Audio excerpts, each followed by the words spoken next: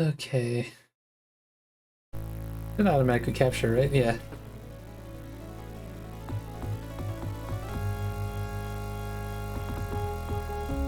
Okay, it's time for some Quest for Glory 4. Been quite a while since I played this one too. That's why I wanted to play through all these, because it's been so long. Look at this. Look at these graphics on these in this intro here.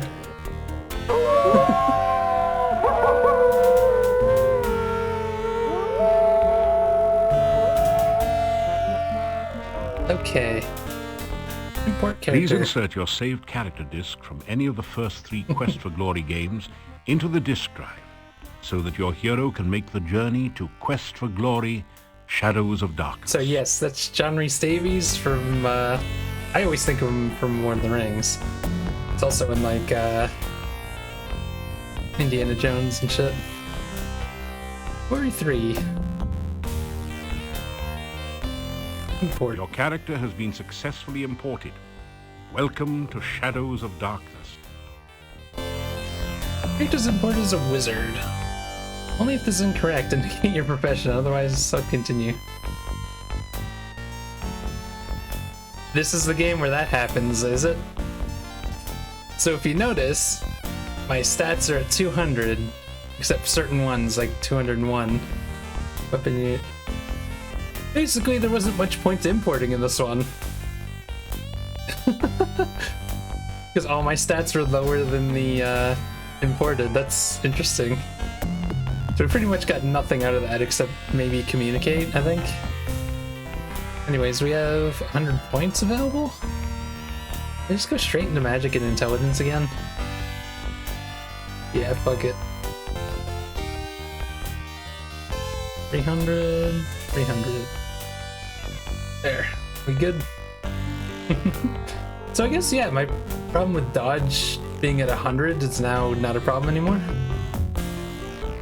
I guess they couldn't keep up with the thing of keeping it all your stats the same. You awaken from nightmares of flying and falling. You find yourself in this strange place.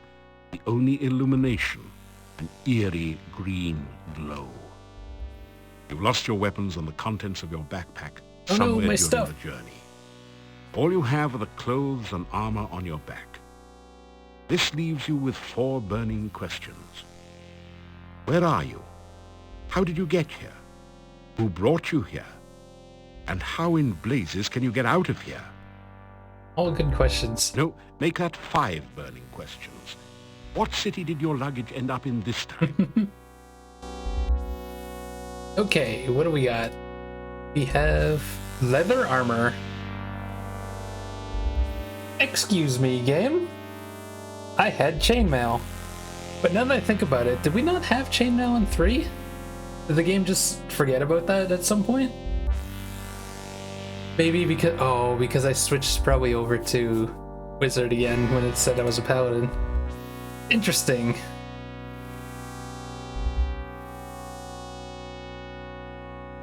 All the money you have with you. Crowns 1 total weight. Well, we have 1 crown.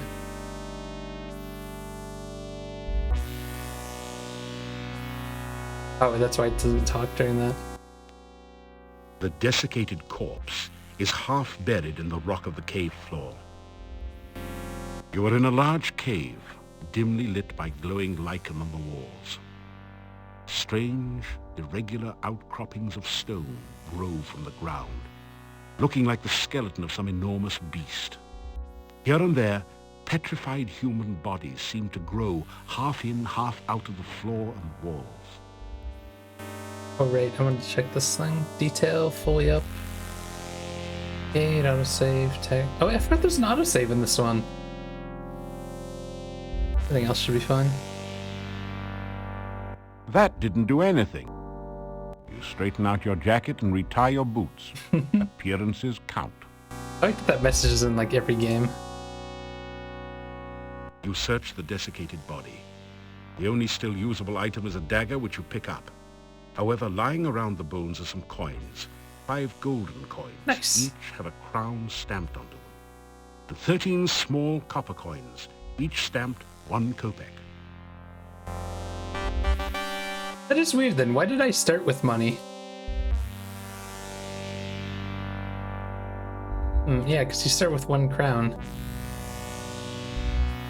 That's different currency than Karna, huh? You are in a large... The The deteriorated corpse has grown partway into the cave wall. I know there's multiple corpses to check. Isn't there one that you can check Brief more than search once? reveals a piece of hard grey rock, which you take, and some coins, 3 crowns and 13 kopecks. I thought there was one you could check You find multiple nothing times. else useful on the body. Something, I can't remember. Oh, that's the one. You find 30 assorted copper and gold coins on the body. Yeah, but that one's optional. You need the rest of them.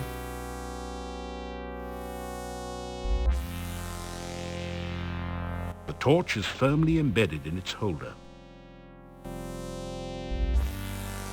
This is some kind of altar to the Dark One. The dark The top one. is covered with sand. Torch holders flank the altar to provide light for nameless rites and unspeakable rituals. It looks like a torch, but there doesn't appear to be any pitch or other flammable material on it. This torch is firmly embedded in its holder. You take the torch.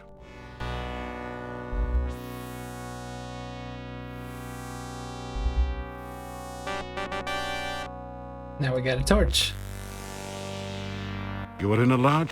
Nothing else to look at? You are in a... It seems to be a kind of stone valve acting as a door to the passageway beyond. I love how all the cursors like have animations as you move them. It's a neat touch that they put into this game.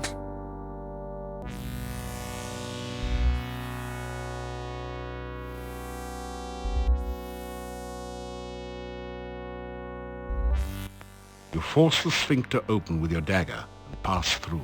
I thought you had to use it on it, but I guess not. You've made it into a large chamber. Stone valves, like the one you just passed through, apparently block 3 other passageways. There is a huge stone altar in the center of the room, and an exit to the south. Get save going. Start. Every game needs a start save. Look at this thing that's popping up at the ground. You pick up the canvas sheet and take 3 crowns and 17 kopecks from Nice. the pouch. He won't be needing them anytime soon. There's just a sheet. Piece of cloth. You're in the heart of the cave. Stone valves close off passageways leading in all directions. In the center of the chamber is a bleak stone altar covered with dark stains.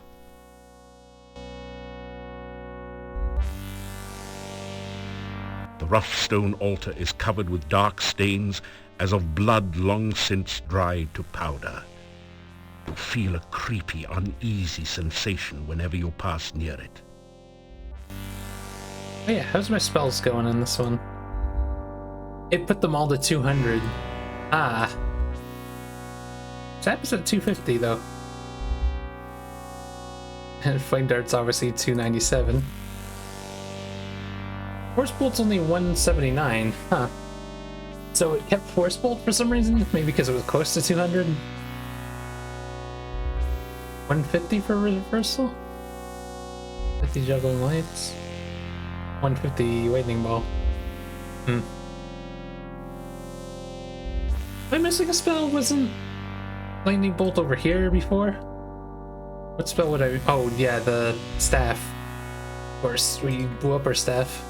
The altar feels strangely warm to your touch, but leaves a deeper chill somewhere within you. Can't open any of these doors. Are there any other bodies you can check out here? Try as you might, the stone valve will not open. Perhaps this isn't the right time. You're in the heart. You're in the heart. Yeah, you can't look at any of these bones. You're in the... You're in...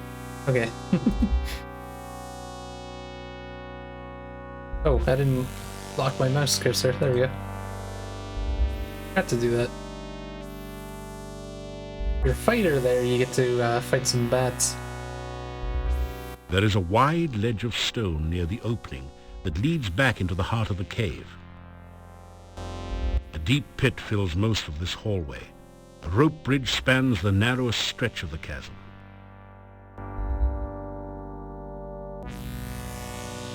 I wonder, what happens if I try to use the, rope? You cautiously test the rope before crossing. It feels as though it's firmly anchored on both ends of the chasm. A rope might be useful, but it's firmly attached on both ends.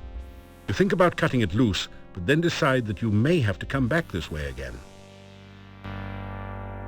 But we can't even attempt it. Fly across. It would be nice work if you could get it, but you don't know a flying spell.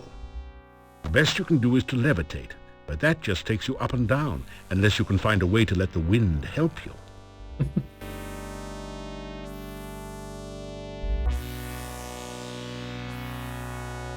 As you hold up the sheet like a sail, you can feel the wind pushing it, and you, towards the pit. Unfortunately, you're a little too heavy. You don't think the wind is powerful enough to push you across safely.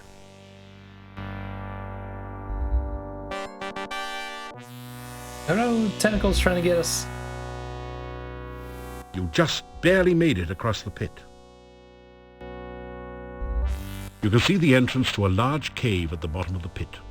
You catch an occasional glimpse of a horrid, multi-tentacled monster just inside the cave.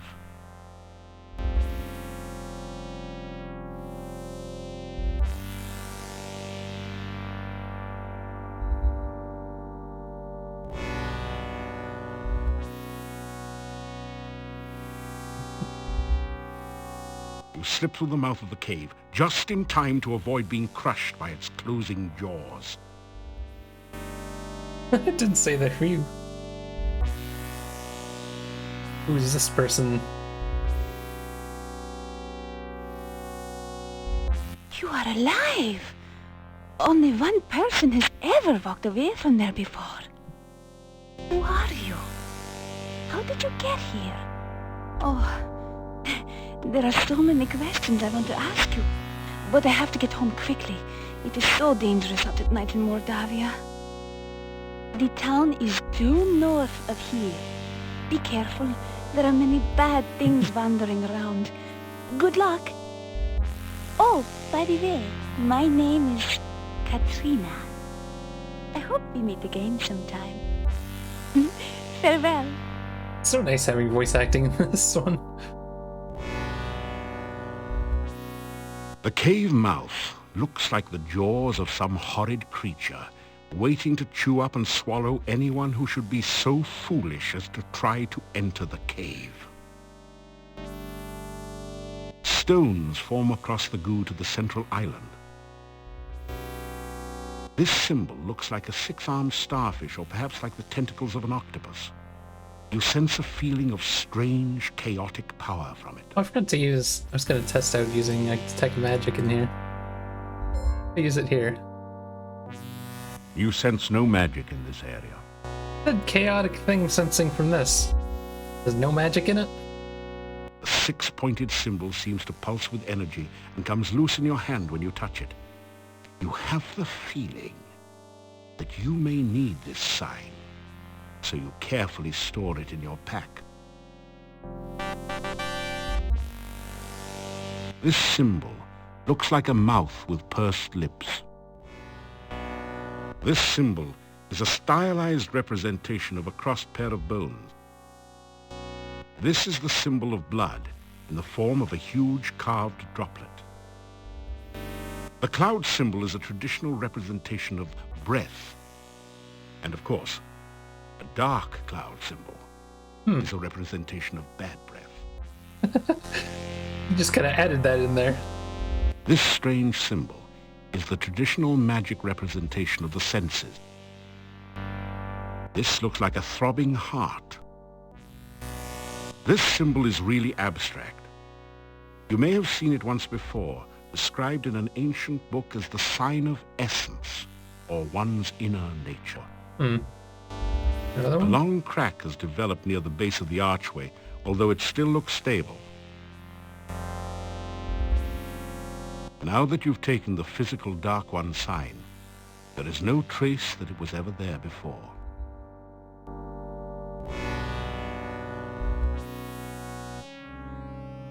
I remember this, This tall standing stone has been carved, so that the top looks like a squid is perched upon it. Speaking of detect magic, I don't think I can do this right away, but there's a thing with those, You isn't sense there? moderately powerful but latent magic waiting near the top of the squid stone. The bonsai bush also possesses magic, but it is of a gentler, more subtle nature. A delicately crafted bonsai bush looks totally out of place in a pool of dark, unhealthy-looking goo.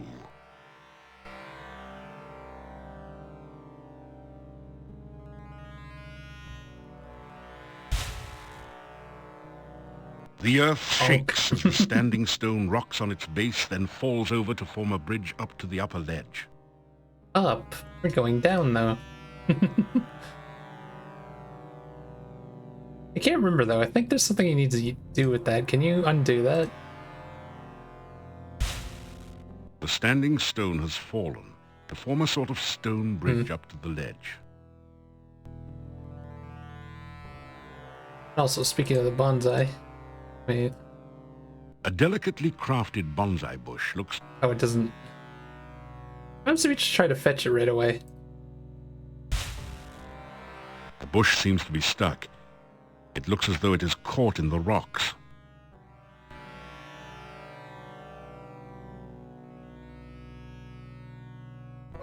That loosened up the rock pile somewhat. You didn't hit it with enough force to completely clear the pile.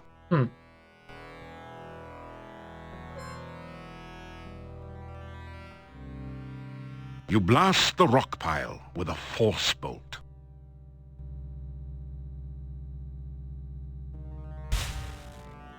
Your magical lasso encircles the bonsai bush and gently draws it out of the grimy goo. Carefully clean the plant, then put it away. I like the idea that we just carry a plant with us now, though.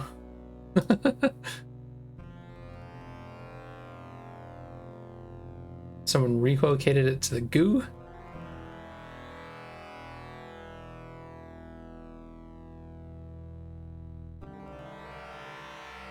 I can't remember. Womp. Isn't there something you're supposed to do with this? The Dark One sign does look a little like the top of this standing stone. So you try touching the sign to the stone. You feel a resonance between them. Nothing else happens. Oh, was I not supposed to knock that down? I wonder if it refreshes if you leave. I thought, wasn't there something you could do with that? Yeah. It's weird that it undoes itself, but I guess it's magical. The Dark One sign does look a little like the top of this standing stone. This tall standing stone has been carved, so that the top looks like a squid is perched upon it. The standing stone feels rock solid. I thought there was something more with this. This is not a good place to practice your magic. This Oh, all my stats are red because we just started.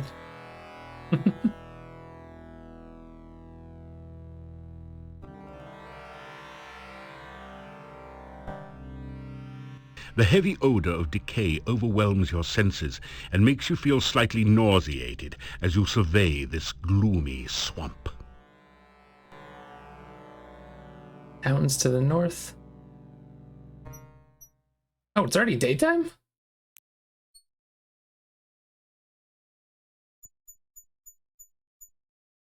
Usually night when you leave there.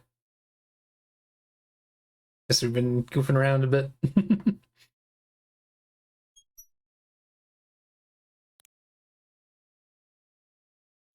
Yeah, this one's navigation's a little more like the first one.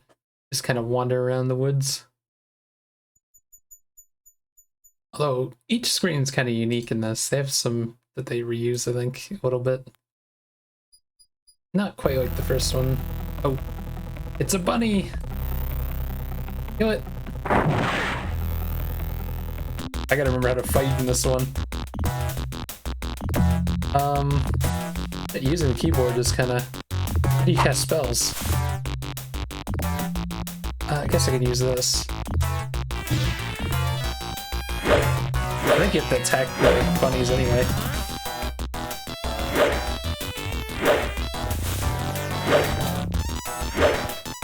I don't think you can hit them with magic. The cute, innocent, well, maybe not exactly, little bunny has been viciously slaughtered and now looks like a roadkill. There is absolutely nothing in the little rabbit's fanny pack. Well, maybe a pocket watch, but you don't need one of those.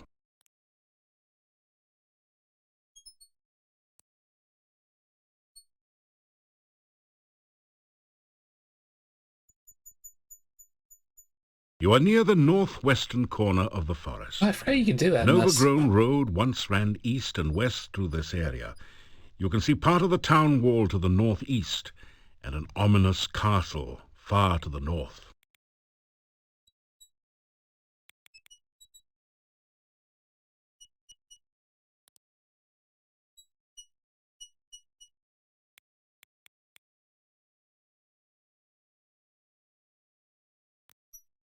Made it to town. Some beautiful giant pumpkins are growing in the field. Tall shocks of corn have been harvested and wait here to be stored for the winter.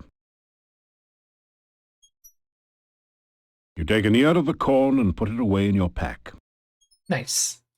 Got some corn. You've never been very good at making pumpkin pie. The villagers have erected a scarecrow to keep birds away from the newly harvested corn. You can't take the scarecrow. That would be strawberry. You practice your debating techniques, particularly the one about setting up a straw man, with the scarecrow. The value of this is debatable. No one seems to be listening. One of the tall trees of the forest frames the town gate like a natural archway. Twin towers stand over the town wall, massive silent sentinels over the gate.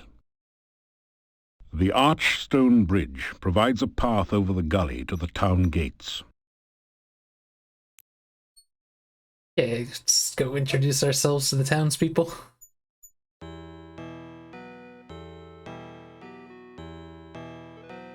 Green grass surrounds the monument, heedless of the many feet which trample it daily.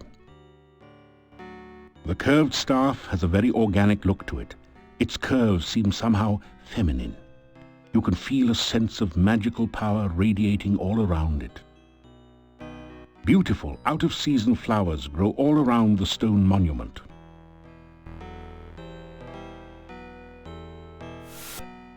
Free flowers. You pick some flowers and put them away.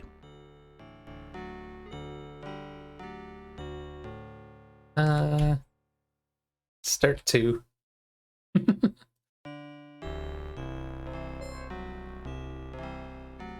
You sense magic radiating from the staff and protecting this area. The staff feels warm and almost alive in your hand. You hear an eerie voice in your head. This I must first do. The sacrifice of life for one of love.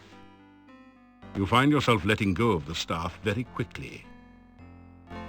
I can't remember. What happens if we try to do, The peaceful feelings here prevent you from indulging in a whim that could easily destroy yourself and most of the town of Mordavia. Pity. The results would have been impressive, to say the least. I guess we'll go over here first. You! How did you get here? Why are you here? Few strangers come to Mordavia. I am the Burgomeister. It is my job to know everyone and everything that goes on here. The Burgomeister stares at you suspiciously. You tell the Burgomeister about how you came here. Do you expect me to believe such a story? That you could walk out of that cave alive? That the cave would be open? Tell me no more lies. He seems friendly. The Burgomeister looks like a strong, hearty man, although he has a sad expression.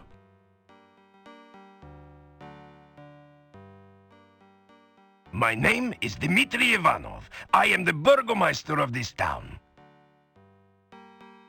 Mordavia is a valley surrounded by mountains. There used to be a road which led from here, but heavy rains have created a swamp at the base of the mountain south of here. No wagons can get you in or out, nor can any person, except perhaps you.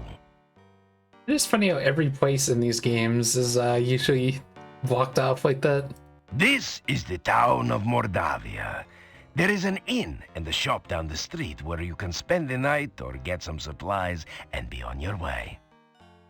The sooner you leave, the better for all. There are many dangers in Mordavia, and we certainly do not need a stranger to stir up new troubles.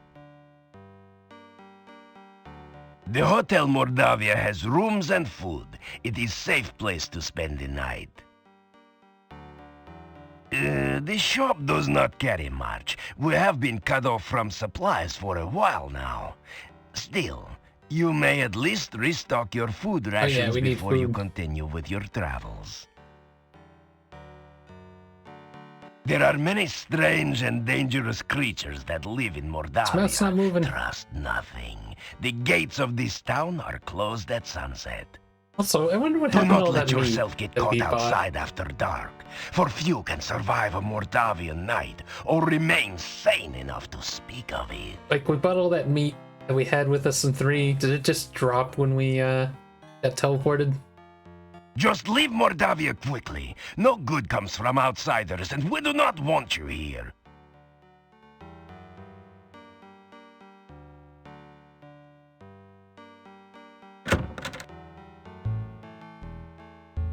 Are you just sightseeing or casing my place? Never have I heard such wild stories before. I am supposed to believe that a prince of Shapir stands before me? You do not look like anything other than a teller of tales to me.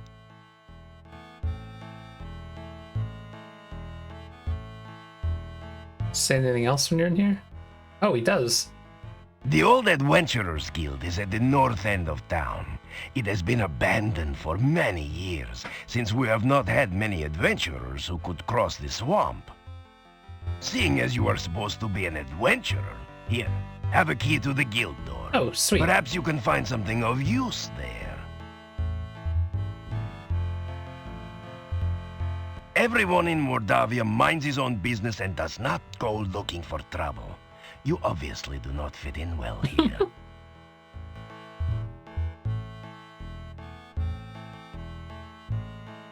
The desk is a massive oak affair. A magnificent shield, flanked by 2 great axes, is the office's sole decoration. I mean, there's some spears The here. Burgomeister was very fond of wild boar hunting in his youth. He still keeps a rack of spears in case any wild boars should wander into his office. In such a small village, only 1 jail cell is needed. You are in the Burgomeister's sparsely appointed office. There is a jail cell in the back. A set of steps leads up to the Burgomeister's living area. Stay out of trouble if you have any brains.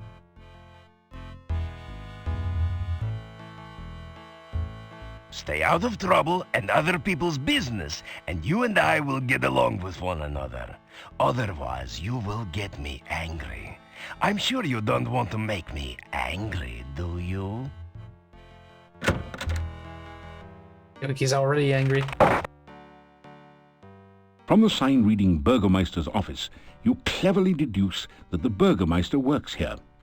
It's been years since you studied Mordavian, but you think that Burgomeister might be the word for mayor, or perhaps sheriff. The sign reads General Store. You wonder how much of a commission the salespeople get. The sign simply reads Inn. Guess that means you should go in. This is a well-stocked country store. Various foodstuffs and useful items adorn the shelves. Let's go buying some shit.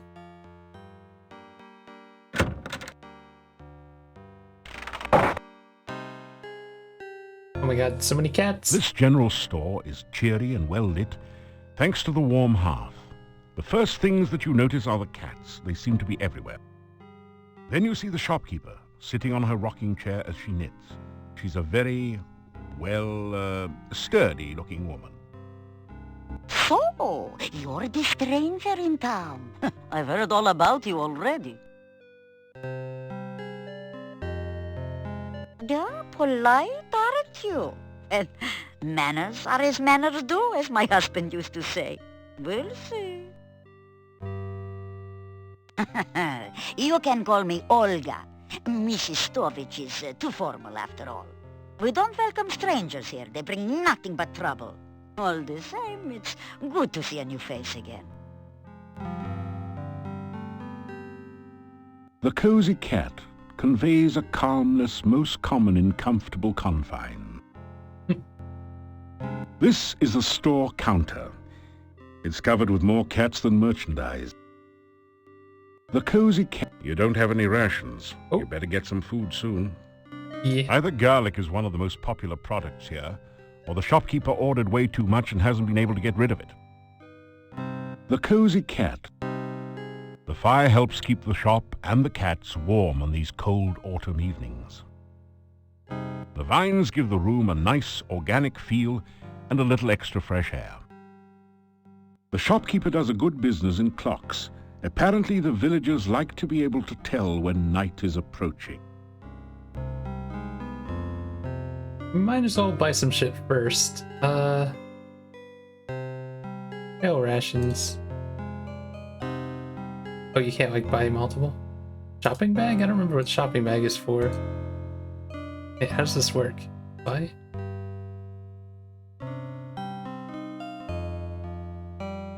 Hand broom? Probably gonna need that eventually.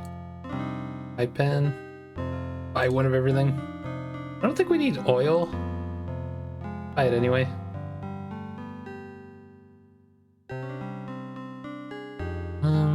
There's some more trail rations, I guess. First, Oops. select.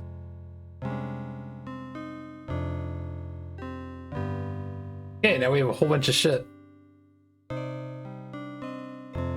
Oh, 3. I guess we could buy more.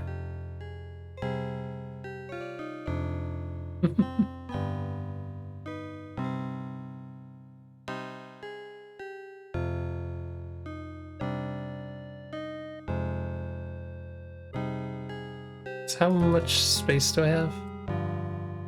Yeah, if we're not in danger of having too much shit.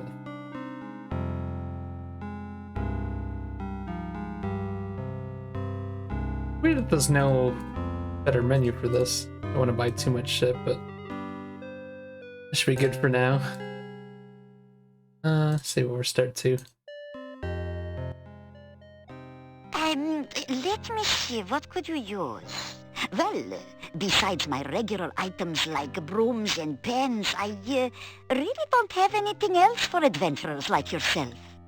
Now, I do have some lovely sandwiches you can use for rations. And garlic, of course you'll need garlic.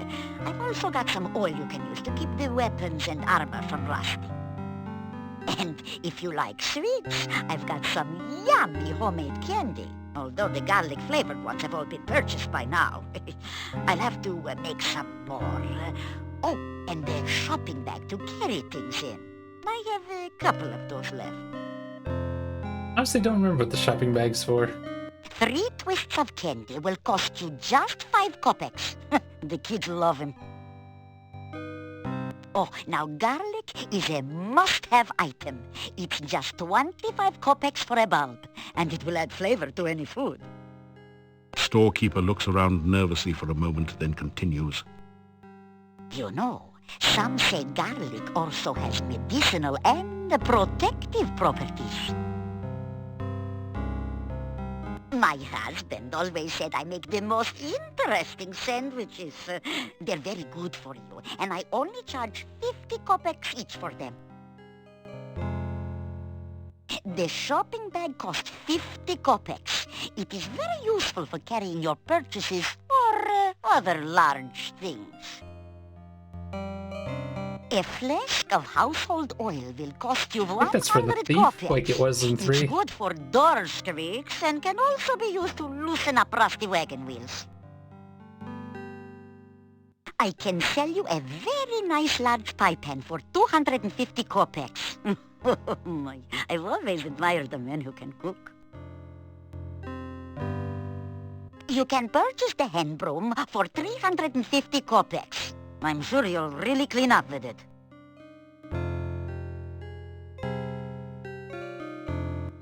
What would you like to know about?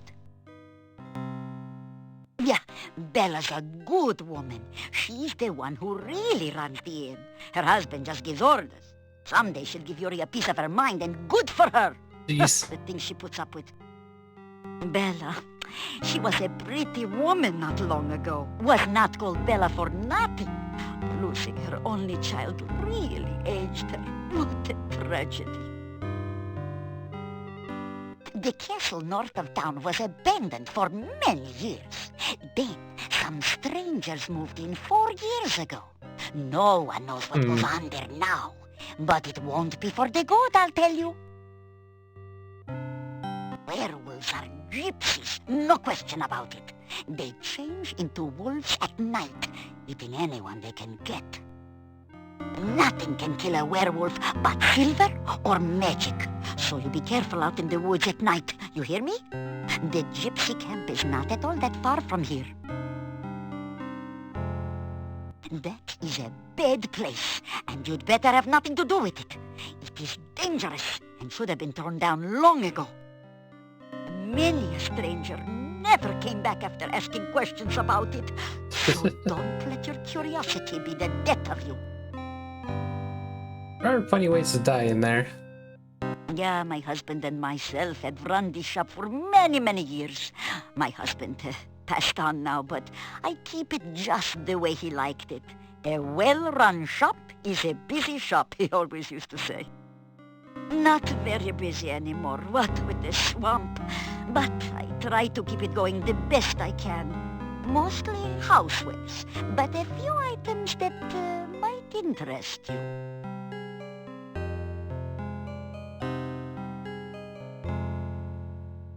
You be careful. We don't need you going around stirring up trouble after all. Got enough as it is. Yeah, we'd never stir up trouble. Interesting. You let me know, of course, won't you? Goodbye. Or, as my dear departed Boris used to say, may the winds blow fair at your back.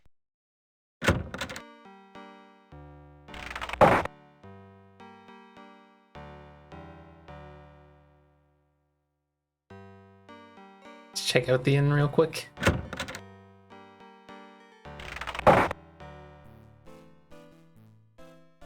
You've entered a small but nicely furnished country inn. Stairs lead up to the guest bedrooms. The floor is covered with sawdust and peanut shells. A barrel contains the few shells that manage to land in it. The innkeeper stares at you with an expression of fear and astonishment. It is several seconds before he speaks. This is the Hotel Mordavia. Rooms here are 15 kopecks for room and board. Pay for 1 week in advance. Your room will be the first room at the top of the stairs. When you want food in the morning or evening, just sit down over there by the door. Pay the innkeeper for your room and board. Nice. Not Thank even a you choice. for your payment.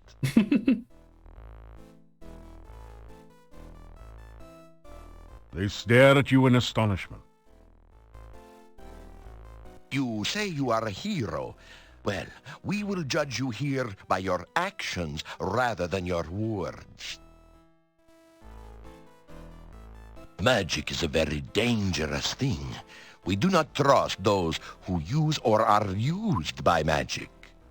Make certain you do not give us any more cause for alarm.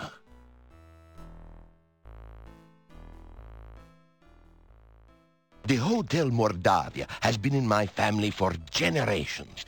It is the only place to be when darkness falls at night. Everything else is closed, and even we lock the doors. You must knock if you wish to come in. I have a feeling because we're starting this as the second part of the stream, are we just gonna introduce ourselves to everyone? I don't think we're gonna get much done today. My name is Yuri Markarov. My wife's name is Bella. We are the owners of this inn. If you climb the stairs, your room is the first door on the right. The doors of the inn close before nightfall, so make sure you are always back before sunset. Make certain you are back in town before dusk. You just said The that? gates of the town will close solidly to keep out any dangers. The Burgomeister is the mayor of the town. You will be wise to listen to what he says and stay out of trouble. There is not much for sale at the shop next door, but you may find something you need there. The monastery is to the north of here. It has been abandoned for many, many years, but it has a bad reputation. No one in town will go near it, and if you have any sense, neither will you. There are many ill things that roam this valley by night. Make certain that you never have to meet them. Never venture into the forest by night.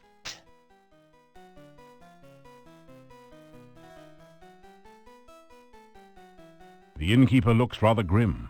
Life in Mordavia has obviously not been kind to him.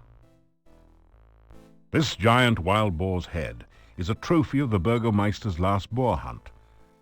That must have been one impressive boar. The chandeliers lend an aura of faded decadence, not to mention some light, on the Hotel Mordavia. A warm fire blazes in the hearth. 3 of the townsmen huddle together. They keep looking in your direction as they talk. You suspect that they are saying something not particularly complimentary about you. Oof.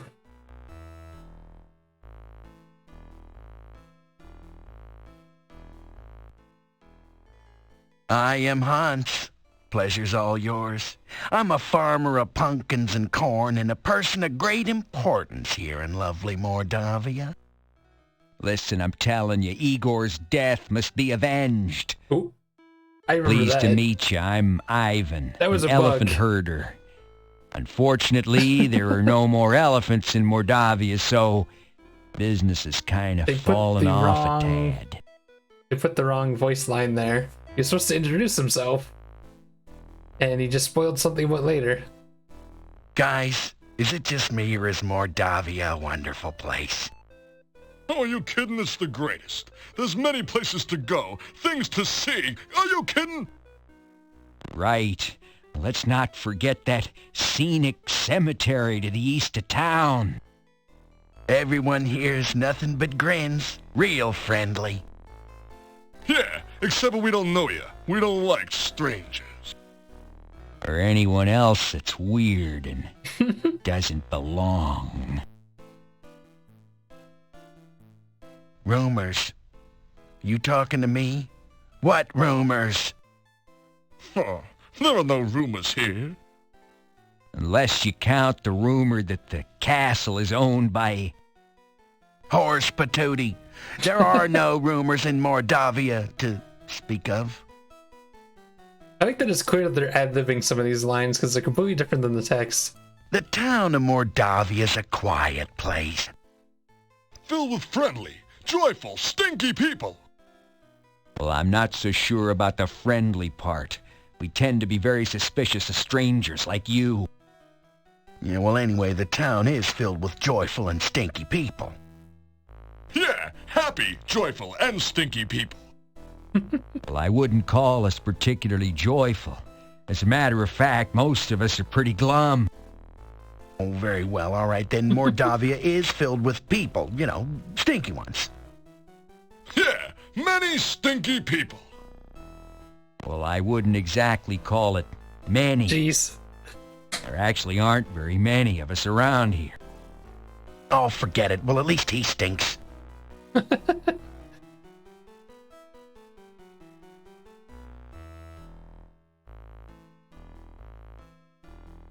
The first door at the top of the stairs leads to your room.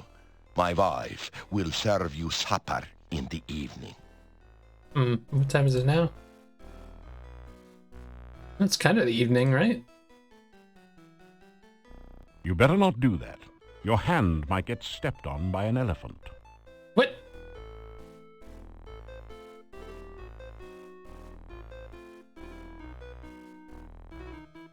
It's a typical country breakfast. Fried beets and sausage with garlic for a garnish.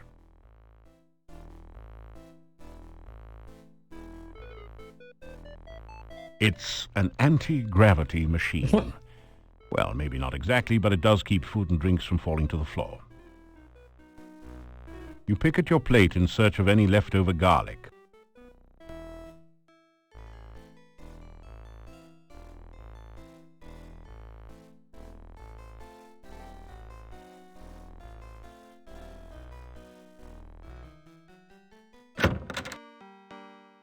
Okay, so it's starting to get a bit later, but wander around town some more. As you enter the northern part of the town, you hear the sound of a chisel chipping away at a stone block. A man is carving gravestones at one end of the street. Your attention quickly moves from the stone carver to the ominous Gothic building in the center of the street. There is definitely something not right about this structure. This is a bas-relief of a strange creature. It looks like an octopus with only 6 tentacles. You have a creepy feeling as if it is looking right back at you. There is an indentation near the middle of the shadowed door. It looks like a set of 6 curved spokes radiating out from a central point. That's familiar. You don't notice anything special there? It is a thoroughly uninteresting wall. Sort of a wallflower. There is a small, grimy window set high in the wall. This weather-beaten, boarded-up door once sported a painted sign, but you can no longer read it. From the hump on his back to his twisted body, this is either the Hunchback of Notre Dame, a mad scientist lab assistant, a gravedigger, or an Elvis impersonator. The headstone carver stares at you and then goes back to work. You introduce yourself to the gravedigger. Me, Igor. He's so crazy looking.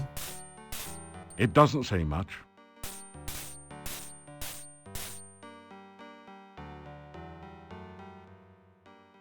Building was Adventurers Guild. No adventurers, no guild. Town Mordavia, this north part of town. Oh, this day job. Also work graveyard shift. Little graveyard humor there. Igor dig graves in cemetery. Igor put dead person in grave. Igor cover dead person with dirt. Igor put headstone on grave. Oh, plenty job security around here. Business is piling up. Little graveyard humor there. Again.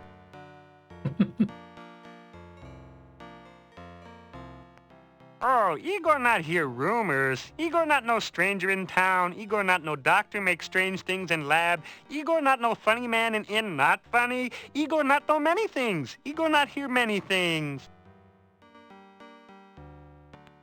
Bad building. No go there. Bad, bad, bad. We're not gonna go in there just yet, but...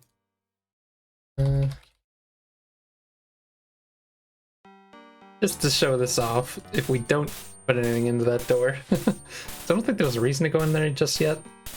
I'll go in there a bit later. Bad place. Very bad place. Go away. You'll be very sorry.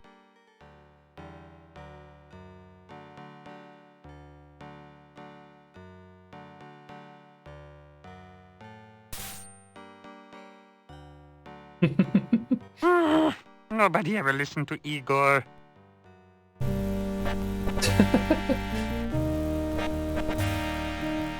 Ever since it got stoned.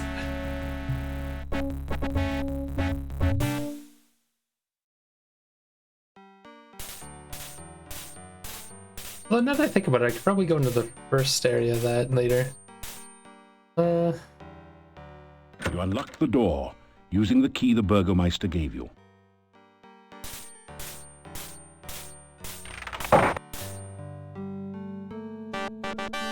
I'm gonna take a small break to go to the washroom. I will be right back.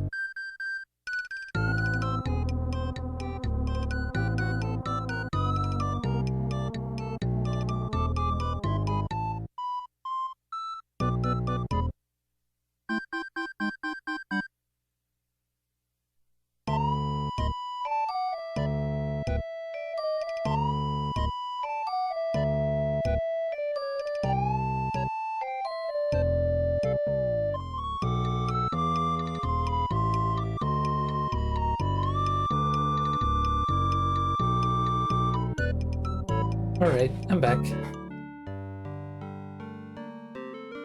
It's a rare example of the deadly Mordavian moose, distinguishable by its long, fang-like canines.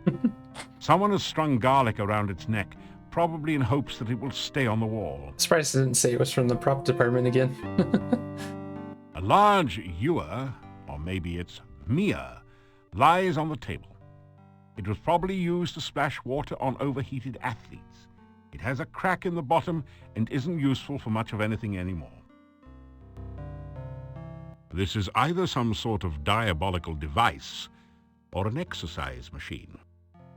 Come to think of it, exercise machines are diabolical devices. A large ring is securely attached to the ceiling. Some round metal weights lie neatly stacked on the floor. I better hope Dr. Cranium doesn't see them. He'd probably invent the cannon and upset the balance of power. So we didn't meet him yet, we're just talking about him. A finely crafted sword rests within this case, but there doesn't seem to be a door or any way to open the case. A plaque reads, "Break glass in emergency." The painting shows a proud-looking adventurer standing on an obviously defeated dragon. It might have had more impact if the dragon wasn't just as obviously winking. The plaque says, "Wish you were here in Silmeria, Dunstan." Mm. A portrait of an adventurer long gone hangs on the wall here. A small plaque at the base reads, "Piotr, Paladin."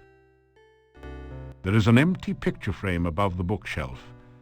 Either somebody thought the wall itself was a piece of art, or a thief has been at work here. This desk holds the adventurer's logbook, a quill pen, and an inkwell.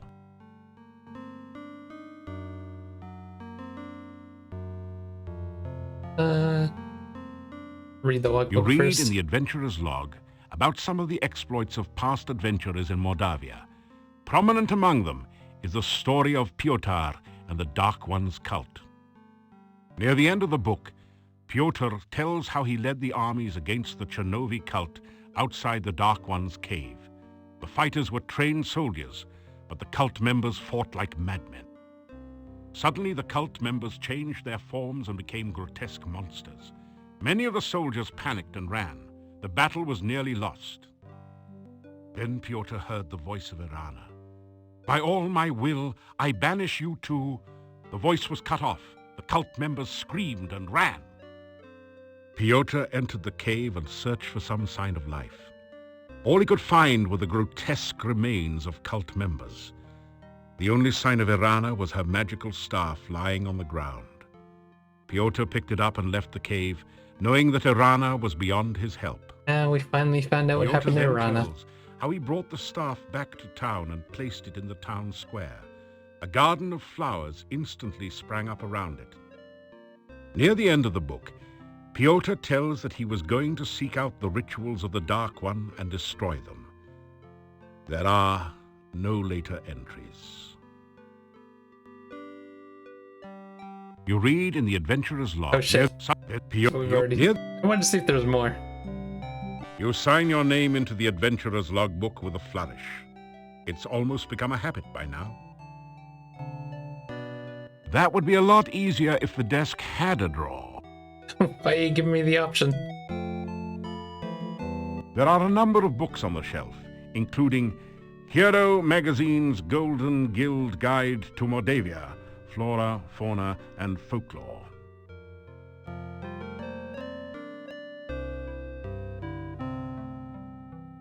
Move the bookshelf. Which book do you want to read? Oh, here we go. I remember this taking a little while. As you scan through Hero, the Journal of General Job Adjusting, you find quite a bit of information that might be useful here. There are a series of articles about the land of Moldavia.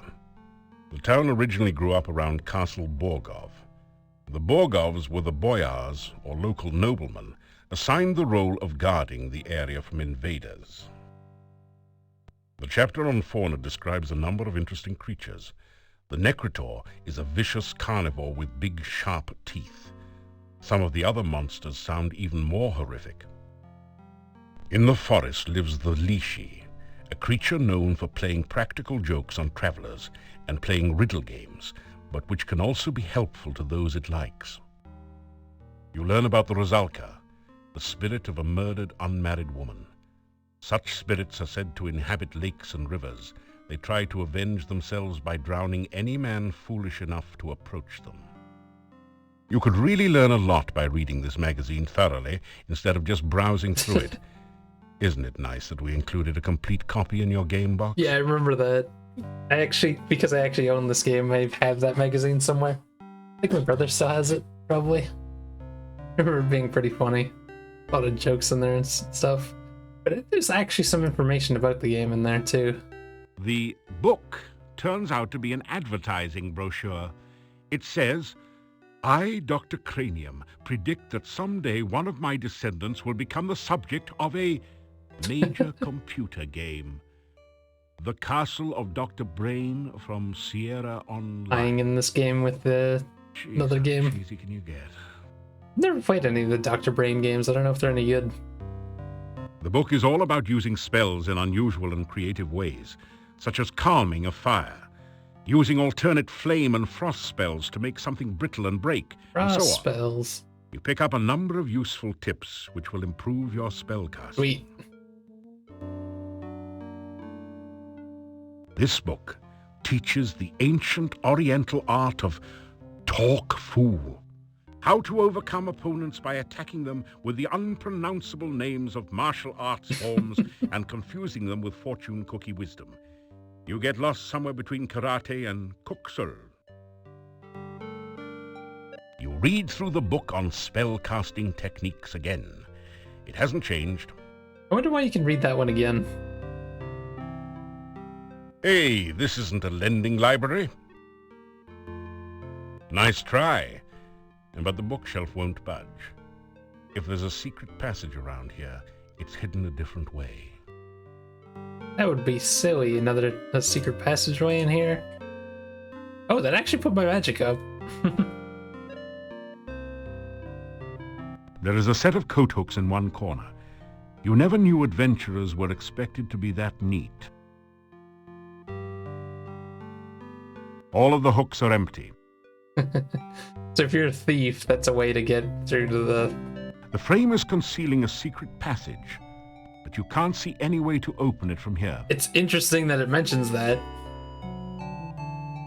This is not a good place to practice your magic. You sense no magic in this area. It looks like someone's been making some cracks about the guild hall in here. Maybe guild membership isn't all that it's cracked up to be. The walls are cracked enough without you adding to the problem. You've always heard that Adventurers Guild members are the pillars of society. Well, this is one of the pillars of the Adventurers Guild. Oh yeah, that's what it was. I think there's a bunch of hints around here that you have to use to get into the Thieves Guild. Your legs are too stiff and sore to use this right now. They put more weights in? Any more weight might strain your muscles. Oh, that's training strength. I'm just doing it because we're probably spending the night in the village, right?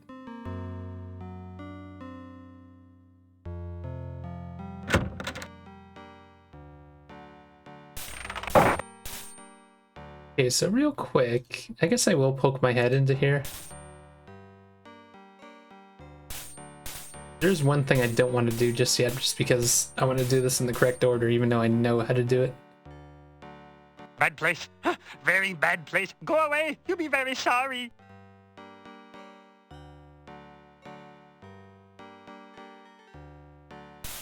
You push the Dark One sign into the indentation on the door. It fits perfectly.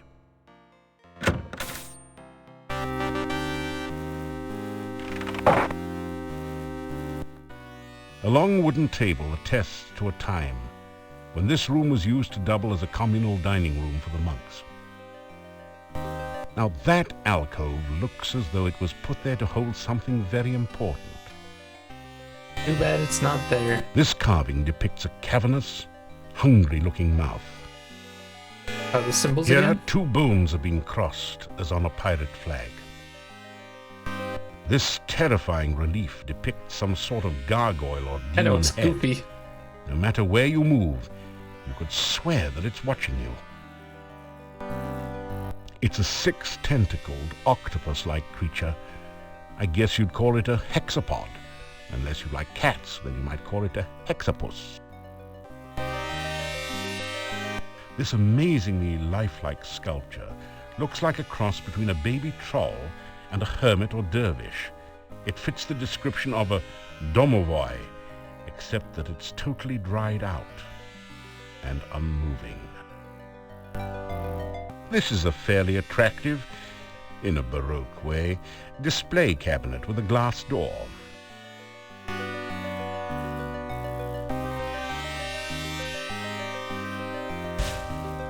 You can't open that. Why not? You strike a mighty hammer blow at the glass case. It just sort of looks at you through its glass eye. You need to either build up your strength or try another approach.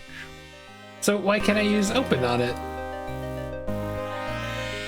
Force? Watch where you aim that thing. Huh.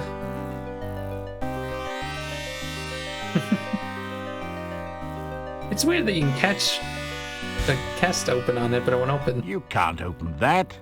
Why not? You have strength, you can bust it open. Bam. That isn't particularly flammable. Guess we can't open it up right now as a mage. This amazing... You can't budge it. If you want to do anything with the sculpture, you'll have to do it here. I guess I could just skip ahead and do this, even though technically my character doesn't know how to do it. I'm sure it's fine. 'Cause if we just try to go through here now, this thing gets mad at That's us. funny. The strange six-tentacled creature is moving. It looked like another wall decoration at first. I'm sure it's fine, right? Wait, can you actually do something different as a mage, I wonder? A feeling of peace and tranquility fills the area. Yeah, I guess not. There are some small scratches on the stone underneath this brass log holder. The fireplace looks as though it hasn't been used in years. There are no logs on the log holders, nor is there any sign of ashes or other debris.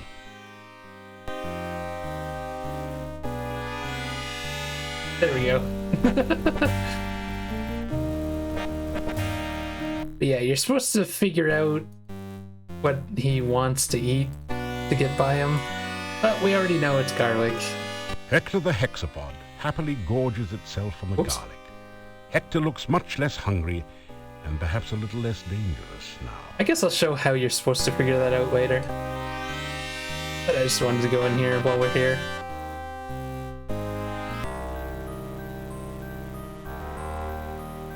There is a cold feeling down here that chills your bones and sets the hairs on the nape of your neck on end. There is a musty odor of mold and mildew mingling with the sickeningly sweet smell of decaying flesh. Welcome to your nightmare. I just want John Rhys Davies to read me a story. Cathedral or whatever. These bizarre creatures are only stone carvings, you hope. The huge barrel is labeled Cask of Amontillado. This must be the fabled spirit that provided most of the income and fame of the monastic order here. It is rumored to provide strange and mystical visions to those who taste freely of its contents. Oh, that's it. You tap the huge cask of Amontillado. This is the strongest stuff you've ever tasted, assuming that you're not an aficionado of dragon's breath. Bottoms up. That can't be good. Smash.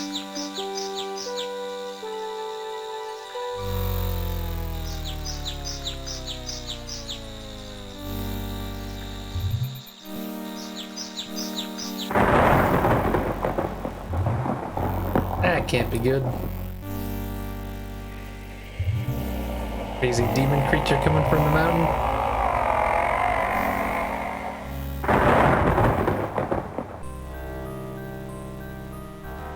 Man, have you got a headache? Fortunately, the Dark One rising seems to have been just a vision, not the reality. Yet. A scroll has formed from the cask's wine droplets. That's not right. You pick up the rolled paper on the floor. It has the symbol of a drop of blood at the top and the inscription, Ritual of Blood. You can't read any of the other writing on it. Yeah, see, we're not supposed to have this for quite a while, but it's fine.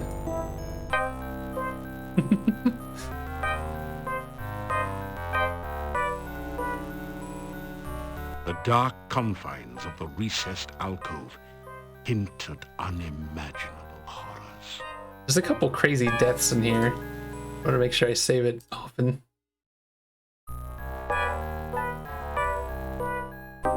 It doesn't bud. Hey, what happens if I cast Detect Magic? This place practically vibrates with dark magic. You get a momentary vision of nameless rites and unspeakable rituals before the spell cuts off. Any individual magical impressions are lost among the overall dark magical aura. Really nothing in that alcove? I thought there was something. It doesn't bud. I guess not. It doesn't. You've seen some pretty ridiculous things in your time, and that's certainly one of them. It's a really silly-looking statue and clearly of no value. It's also much too heavy to carry around with you. Is there something you do with this? It's a really... It doesn't say... That isn't particularly flammable. You've seen some pretty... I know there's something to piss the statue off, I just don't remember how. You've seen some... Can't do anything with his tentacles? It's a really... Maybe not. Above the altar is the sign of the Dark One, surrounded by arcane letters. A notch next to the A makes you think that perhaps that is some sort of starting point for the letters. There is a huge book on the altar. The binding looks like stretched human skin, with letters and markings written in dried blood. The letters spell out Necrophilicon. What could that mean? Oh, that's it. Something like the Silmarillion for of the love of death. There's something very, very wrong and dangerous about this book. I'm sure it's fine. Let's just read this book that is oddly shaped. The huge book on the altar looks fascinating. You could almost swear you saw it move. The title says Necrophilicon. Haven't you heard about this book somewhere?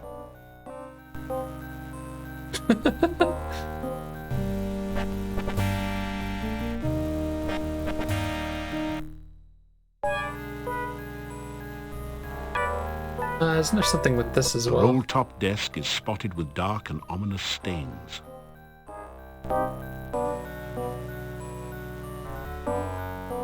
I think there's a trap on this. This is not a... Huh. If I just step away from it and use open?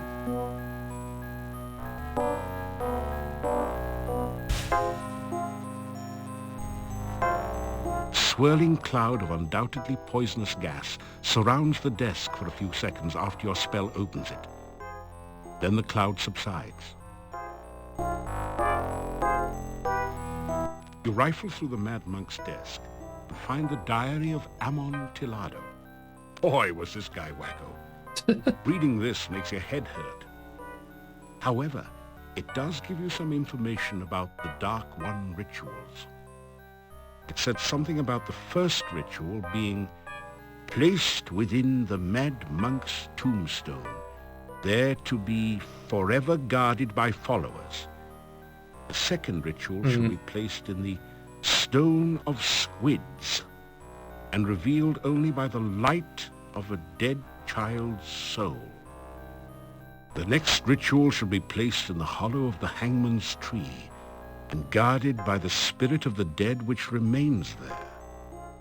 The blood ritual shall be concealed magically within the monastery, That's the one we got. and only he who willingly seeks dark visions shall find it.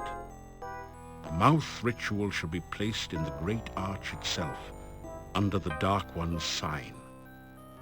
And the heart ritual shall be given to someone named Gregor for safekeeping. Now, there's another note on this page in another's handwriting. Gregor is missing in the forest and probably dead.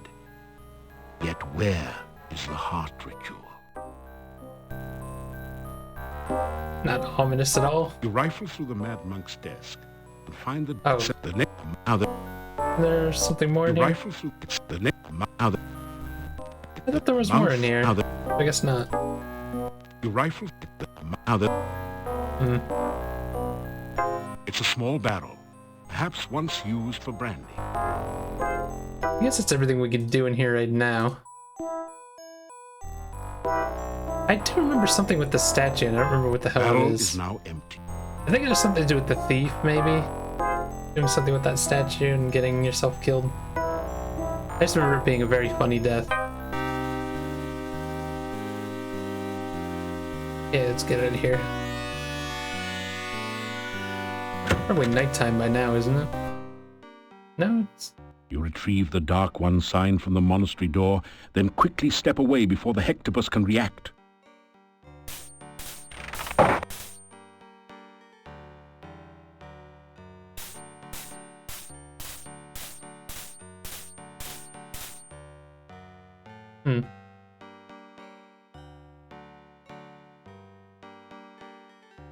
You greet the old man. Good day. Have you seen my honor?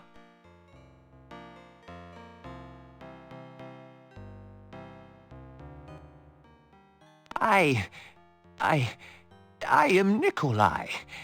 Have you seen my Anna? Anna. Have you seen my Anna? That's all he's talking about. I am looking for Anna. Have you seen Anna? I don't think he's okay. You tell the old man goodbye. If you see Anna, tell her I am looking for her. This doorway leads to a private residence. Can we knock on this door?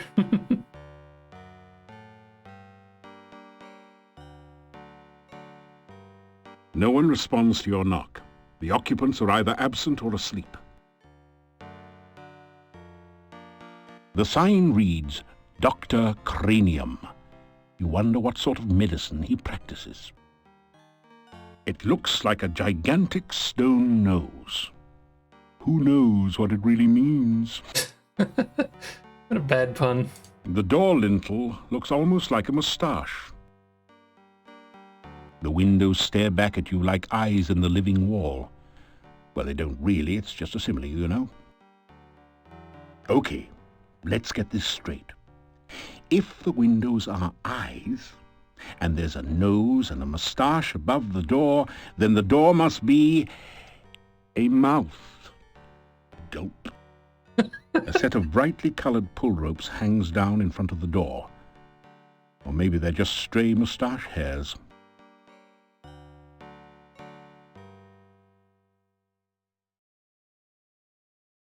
Yeah, let's go see Dr. Cranium. It's an interesting character.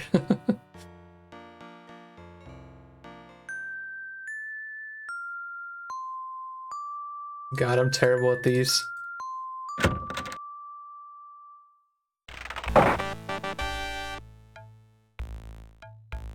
It reminds you of a porthole minus the glass cover. So it's definitely not a glass of port. The bust's eyes seem to follow you as you walk through the hallway. There's a sign on the door. It says, "Warning, do not open without appropriate precautions." It's a truly impressive, original, multimedia work created out of whitewash and sawdust. Okay. This strange device is labeled Transcendental Receiving Animal Processor. I wonder if that stands for something. Be careful, it might be a trap.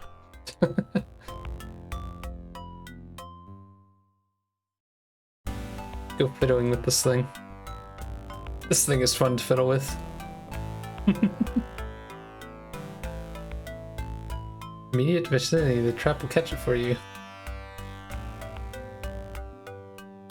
Oh, maybe I should... Oh no, I guess it's fine. Identifying your animal, okay? No.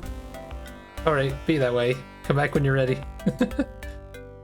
Is it alive? No. You need a shovel, not a trap. Yes. Is it fast? No. Does it move faster than it... Just move faster than it does, then. Is it vicious? No. Is it silly? Yes. You're trying to catch a flying aardvark. Yes. Teach some termites to fly.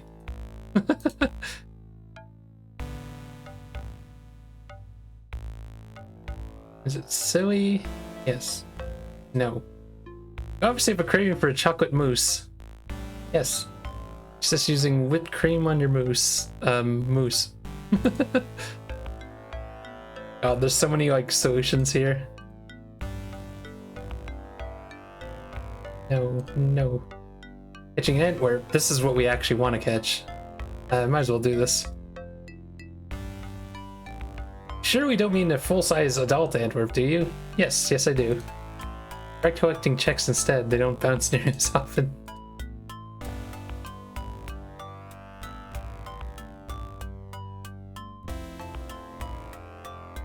No. Lucky you.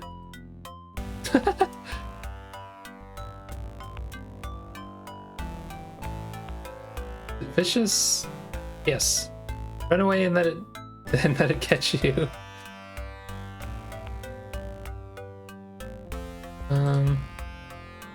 No? Is it silly? No. That's silly, why bother catching it? Wait, I thought there was more to this. I guess, do I need to know about some of the stuff? How interesting. It sounded as though someone knocked on the other side of the door as well, several times. You hear something bouncing around behind the door. A lot of somethings. Oh no! Antwerps! Oh no, you've been Antwerped.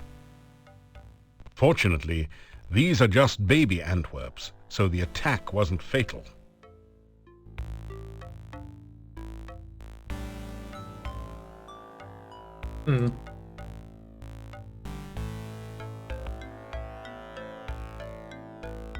Oh, yes.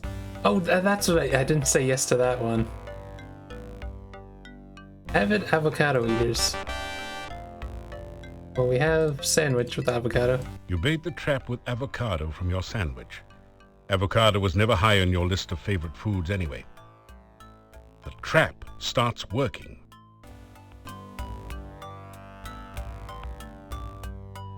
Oh, yeah, he You've just caught walks an into Antwerp. It's simply amazing. it. Nice. The Antwerp has a soft, delicate fur over a basically rubbery base.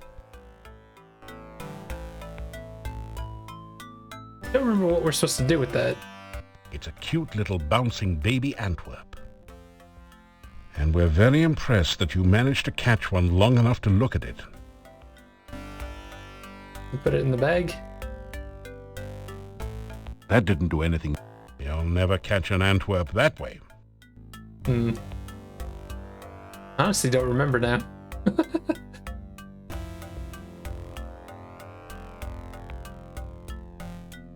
Antwerp has now been processed. What's this?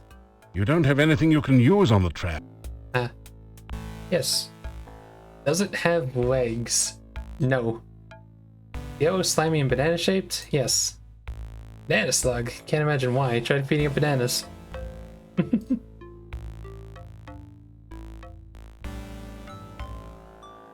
No. Does it float? Yes. You want a styrofoam coffee cup? Styrofoam hasn't been invented yet.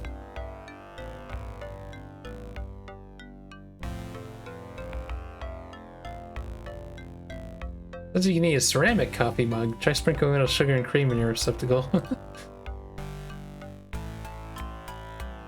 Does it have more than one leg? No. Probably banana slug on a pogo stick.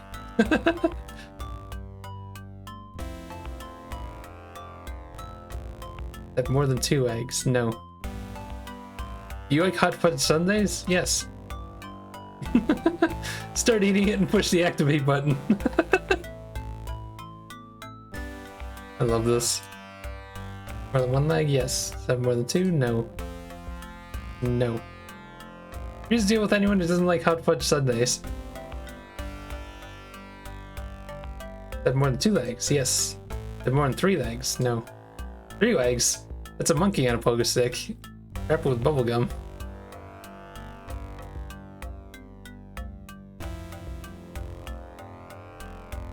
Have more than 4 legs then? No. Animal, which is 4 legs and flies? Yes. Horse has 4 legs and flies. Use a fly swatter to get rid of the flies. Jeez.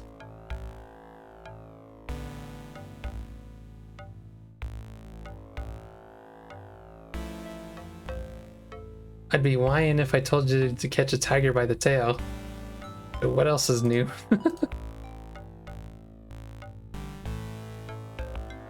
Yes. Getting tricky. Does your animal have more than 5 legs? No. Elephant on a pogo stick.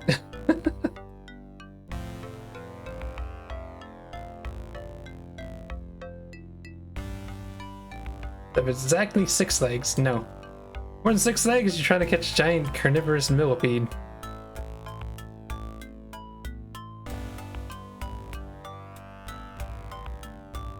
Look like a cross between an octopus and a squid, only fewer tentacles. Yes. Exobods mostly eat heroes. Does that sound like a good idea to you? Yes. Step over in the receptacle then.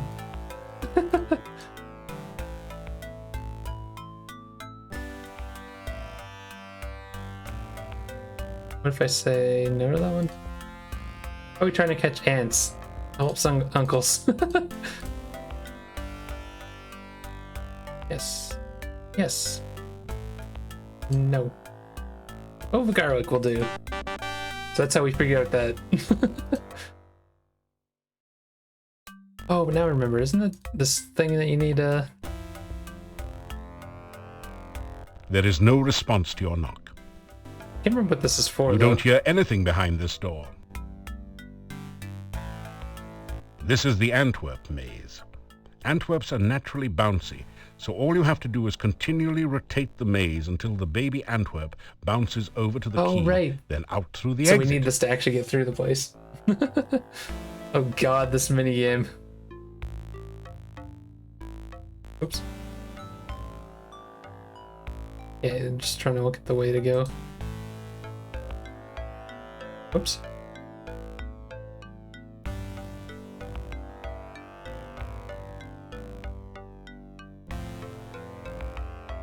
Oh, went the wrong way.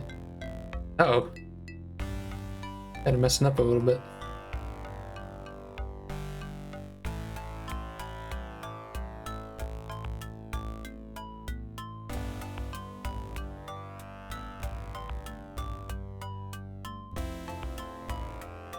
Oops.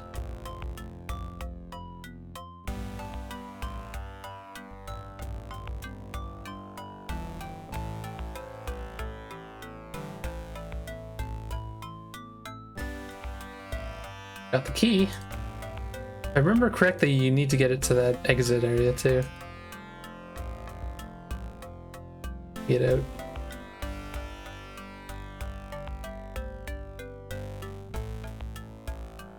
Congratulations. Nice. You've used the baby Antwerp to get Dr. Cranium's laboratory key from the maze. You add the key to your keyring. I forgot you have a key ring in this game, which is how you keep all your keys together.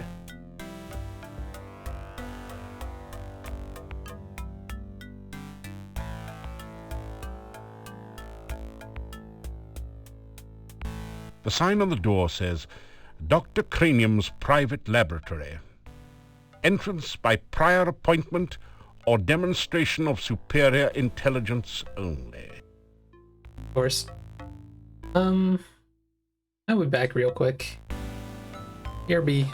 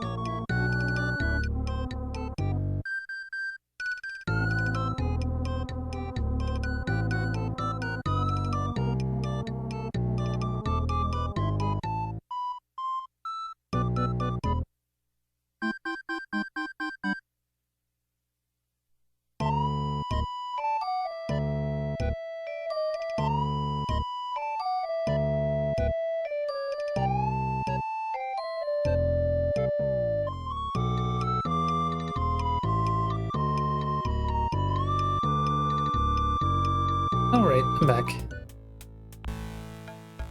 Oh, why are you... Oh, that was weird. It says I went to hit the button to tell it to capture. It already started capturing. Oh shit, I forgot about this. Slide puzzles. Oh wait though, it's like, it's a fake slide puzzle, isn't it? Yeah, you just kind of do whatever you want. Kind of? I don't remember the exact way to do this one. Now you're trying to make a key.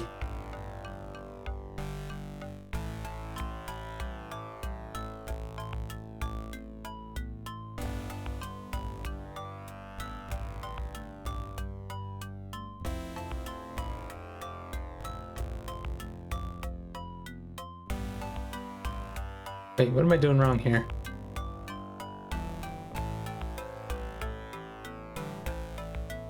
There we go. Now we just need to line up the keys in the background, right?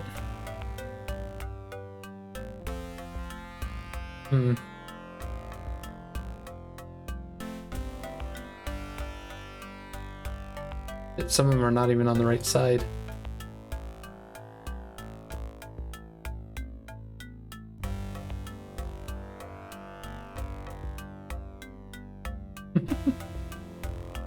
Oh, that one needs to be up there, okay.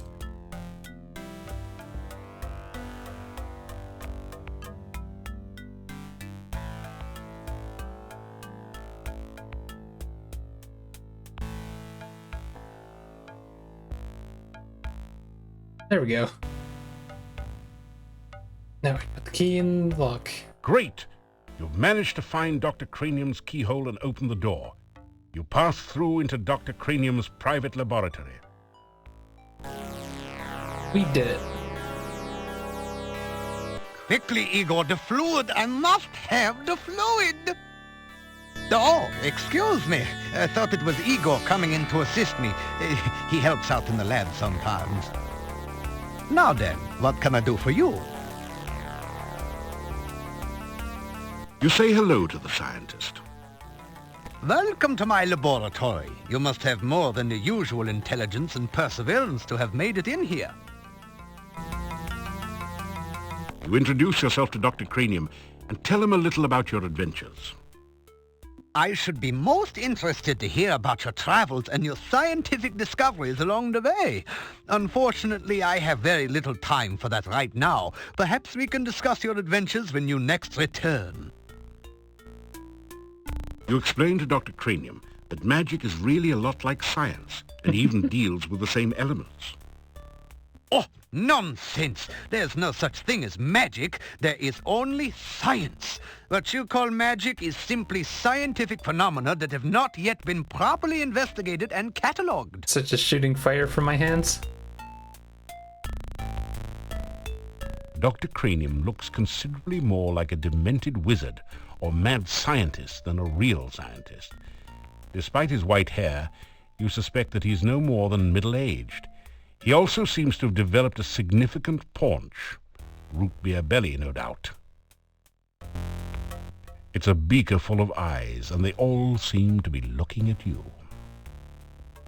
A contraption looking nothing quite so much as a giant ray gun points towards the operating table.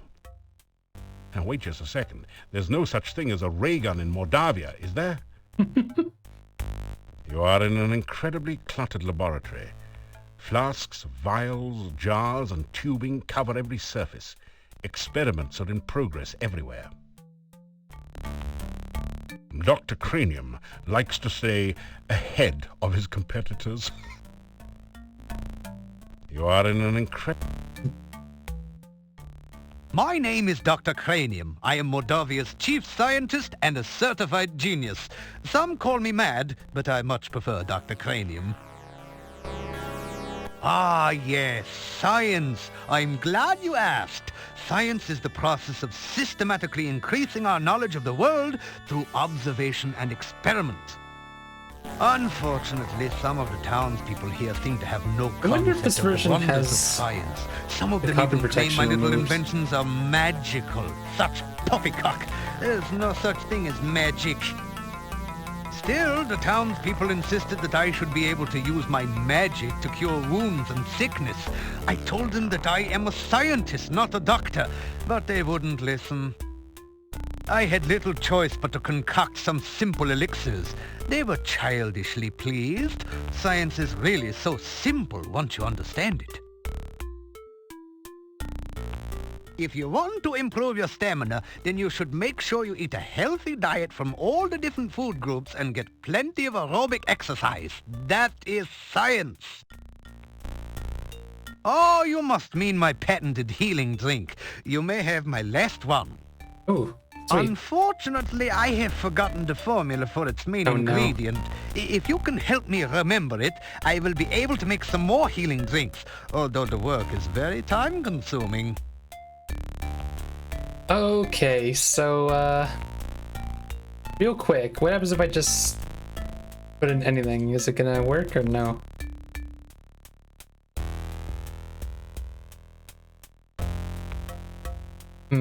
Okay, so, this game apparently comes, like this version that from Steam comes with the copy protection. I just have to go looking for it. Steam library, Steam apps, blah blah blah. Manuals. Just for Glory 4. I'm kind of surprised they didn't remove this somehow, but I guess it's an old game, it's hard to do. Let me just move around my windows here so I can still see the stream. Kind of. Okay, so where do I find copy protection in the Shadow of Darkness guide? Oh, they're just everywhere? Okay, so Yammer is the one I'm looking for. Yeah, I forgot about this. All over the book, there's just random spell or ingredient things. Where the hell is Yammer? They all have weird names. Where the hell is it? How long is this damn manual? One of them is called something. Yammer, there we go. Okay. It's wind. Pizza. Wind. Water. Pizza again. Thank you. With that information, I'm sure I shall be able to create some sensational scientific solutions.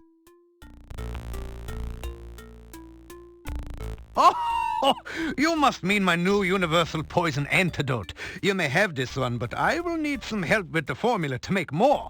Also, I am afraid I only have time to make one each day. Oh, I forgot how the potions work in this one. Romburn? I didn't see that in the list when I was looking through.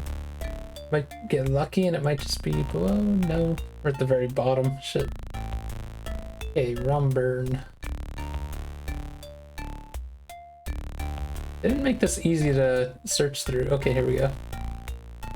It's fire, earth, fire, wind, earth.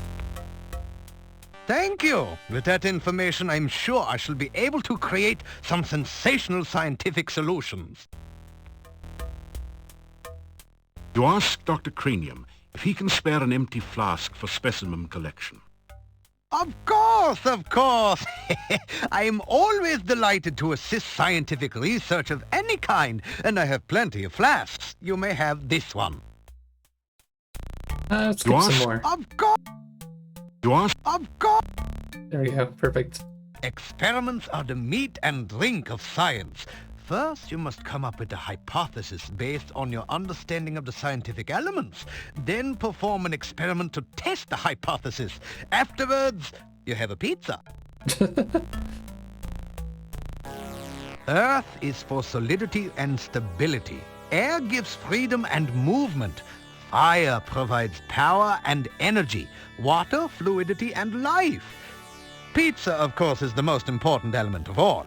Yes, of course it is. Pizza represents the essence of well-roundedness and regaining strength. Most importantly, you can have it delivered in under half an hour in most areas. A hypothesis is a scientific guess. One predicts the result of an operation, performs an experiment to test the prediction, then has a pizza to celebrate the result. It is very important to stay flexible, however. Sometimes the experiment may give a different result than predicted by the hypothesis. Since real scientists don't like to make mistakes, we always write the hypothesis in pencil. So, because we have healing and poison cure, I guess you don't get magic healing ones in this one. Pizza is a crucial ingredient in many scientific formulae. There is a nearly infinite variation in its effects, depending on whether one starts with pepperoni, mushrooms, artichokes, or plain cheese. One should always order extra pizza in case the experiment requires additional materials. Besides, science is hungry work.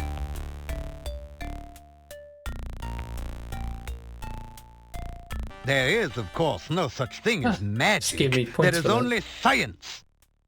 Still, you would be amazed at how gullible some people are. Just the other day, someone gave me this scroll saying it Ooh. was a magical spell. Can you believe that?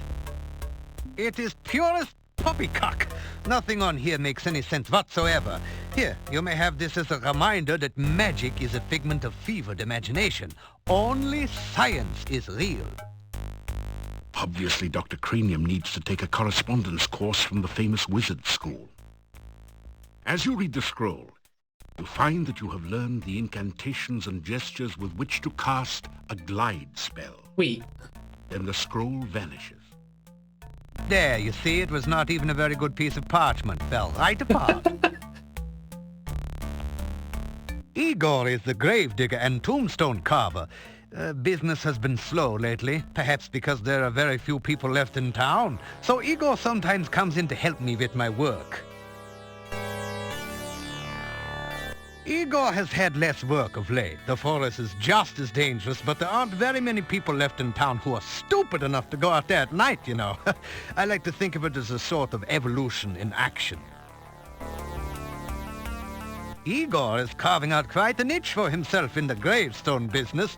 You might say he is well on his way to becoming a rock star. Please. Then again, you might not. The cemetery is outside of town to the east. It has proven a fruitful source of materials for my experiments. Experiments on dead There are bodies. also some interesting and cryptic puzzles to be solved there. Essential etheric fluid is an important ingredient in my formula for reanimating dead bodies. It contains the essence of the element of water, the most important ingredient in life science. This laboratory is where I perform some of my most important research. Lately, I have been trying to bring life back to a dead body and to brew the perfect cup of tea. I try to maintain a modest selection of useful experimental equipment in my simple laboratory. Unfortunately, it has become very difficult to obtain the most modern scientific accessories since the road out of the valley became closed by the swamp. I don't understand how the swamp just snuck up on people. Reanimating the dead is just another day's work in the life of a scientist. Even science cannot bring a person back right the way they were, but one can use scientific principles to restore the semblance of life and energy to formerly dead flesh. The one alchemical combination that I have thus far been unable to fully analyze is that of a good cup of tea. I'm sure there must be a way to duplicate the effects of nature, but the results have not been promising so far. Perhaps you would like a cup of spearmint and beefsteak tea? I thought not. This is even harder than rehydration solution and reviving dead tissue. Research is the heart and soul of science. Without constant experimentation to prove or disprove one's hypotheses, the scientist is left trying to solve the world's problems by guesswork. That is hardly the most efficient way to achieve results. I try to maintain a modest selection of useful experimental equipment already in hear my this? simple laboratory. Unfortunately, it has become very difficult.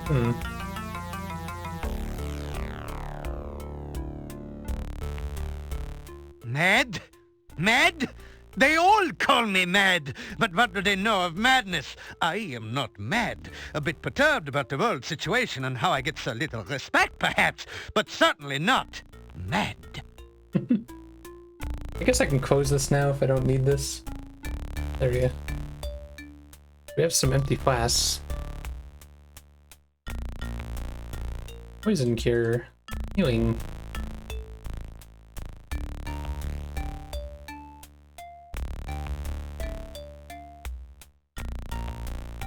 You say goodbye to Dr. Cranium. Please be careful not to break the beakers or crack the flasks on your way out.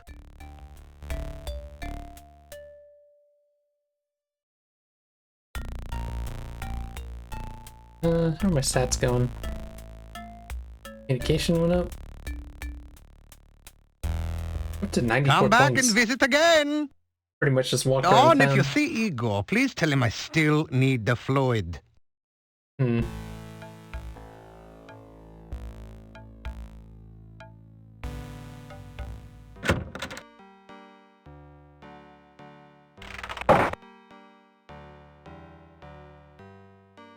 Time's not moving.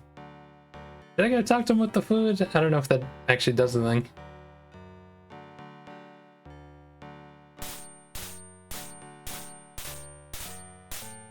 Try it anyway.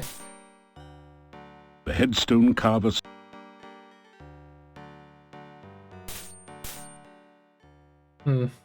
Nothing. He looks at you and then goes back to work.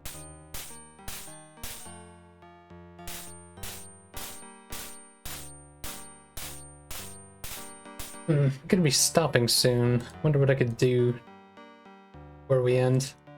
I don't think there's really too much right at the start here. Just go wandering around some more. Maybe get into another fight. Oh my god, that music. Side quest for Glory 1.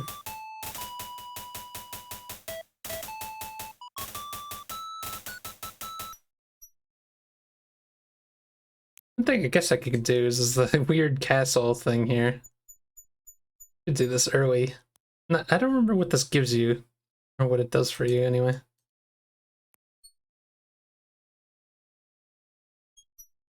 Just remember there being like a back and forth storyline here.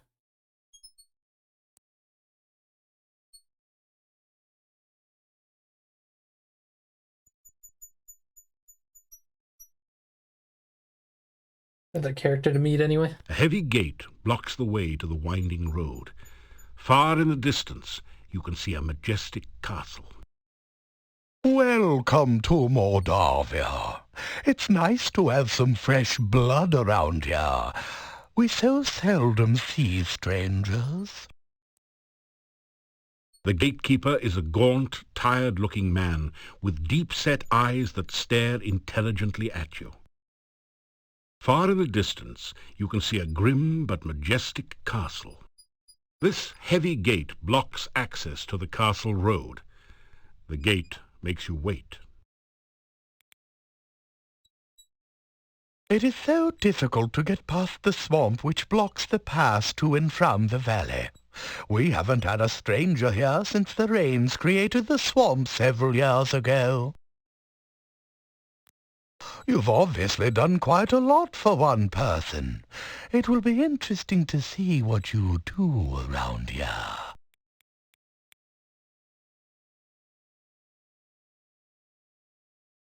I am Boris Stovich. A very familiar sounding name. This is the castle of the Boyars, the title of the rulers of Moldavia.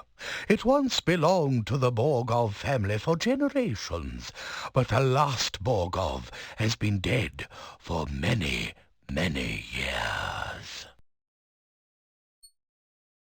Moldavia is the name of this valley and of the town. Even the inn is called the Hotel Moldavia. The name means Dark Valley. The heads of the Borgov family were the Boyars of Moldavia for ages.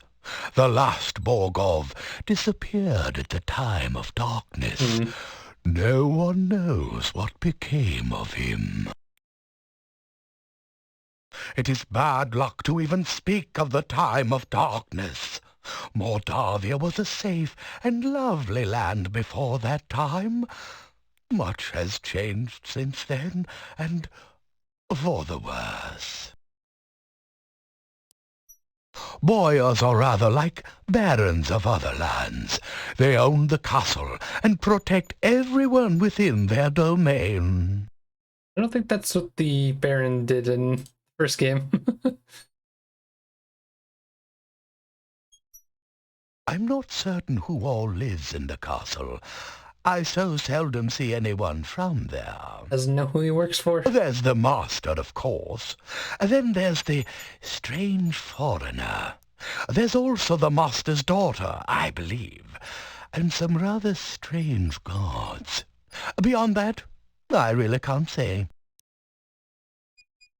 I haven't actually seen the daughter, but I know the master is quite proud of her. The master desires privacy, and I respect that wish.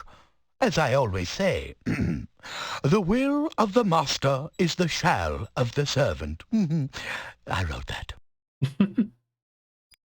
He is an unpleasant sort, with a short beard and moustache, and a funny hat. He is rude when giving orders, and he has the habit of staring at a person and licking Hey, Scrub his J, lips. how's it going? Most unsavory.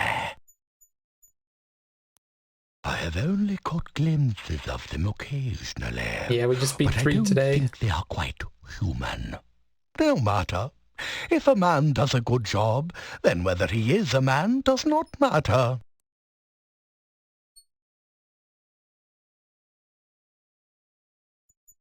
I am the gatekeeper of Borg Castle. Is it not true that he who guards the gates is the keystone speaker? This is the gate to Borg Castle. You can see it in the distance behind here. I am here to make certain that only welcome guests may enter through here in the daytime. At night, this gate is guarded by huge necrotaurs, who make certain no one tries to enter without permission. Like this guy doesn't question all the crazy things around his job. The town of Mordavia is to the east of here. Turn to the east as you leave and continue until your way is blocked by rocks. Then turn north and you will find the gates of the town. I guess that's it. But we're just hitting the 4-hour mark now, so this is probably a good place to stop for the night. Didn't really get much done today in this one. We just kind of introduced ourselves to every character. What happens if I try to attack him? You can't reach the Gatekeeper. He's safely locked away in the tower guard room. There's something silly I can do before ending. You always hurt the one you love. But you'd really be better off targeting your spells somewhere else. Yeah, I don't think there's any deaths around here. Can I try to climb it? What happens? It'll take a lot more than that to get this gate open. Please do not try to force the gate. It is my duty to keep strangers away from the castle. Okay, well, it's time to stop for the night. Thought I could get like a quick death or something, but I don't think there is one there. But GG's. Thanks for watching, guys. I'll be back on Monday with more Quest for Glory 4. Gotta change my current games later. I'll be back on Tuesday with more Final Fantasy Legend 2. So, GG's. Thanks for watching, guys. I will see you later. Have a good weekend. Bye-byes.